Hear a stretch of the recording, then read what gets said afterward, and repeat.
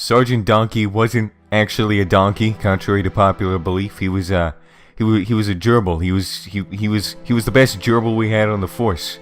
That might have been a cause and effect of him being the only gerbil on the force, but goddammit, he was the best fighter pilot we had. I once watched that heroic gerbil single-handedly do a double kamikaze backflip barrel roll into an enemy fighter pilot's cockpit and stab him 47 times with his own seatbelt. That's nuts.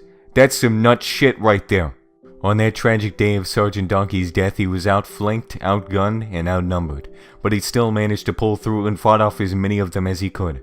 What were they that we were fighting? I'm not really too sure, to be honest with you. It looked like a dog and a penguin and a dragon all mixed together. It was a really fucked up breed. I'm not really too sure what it was, but to be honest with you, they were scary as hell. But, you know, he killed at least 30 of them.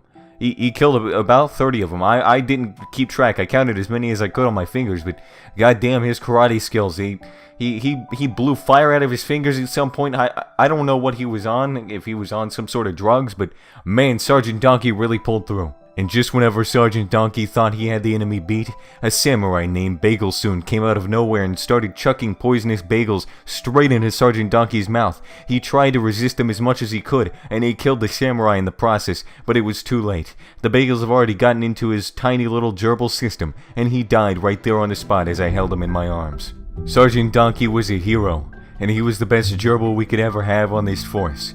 He was heroic, he was courageous, and he was selfless, and we will all remember the day that Sergeant Donkey went down in history. We love you, Sergeant Donkey. We hope you find peace in gerbil heaven. And as this chapter of our lives fades to gray, we hope that yours will fade to slightly less colorblind colors, because you're a gerbil and you can't see all the colors of the rainbow. Rest in peace, Sergeant Donkey.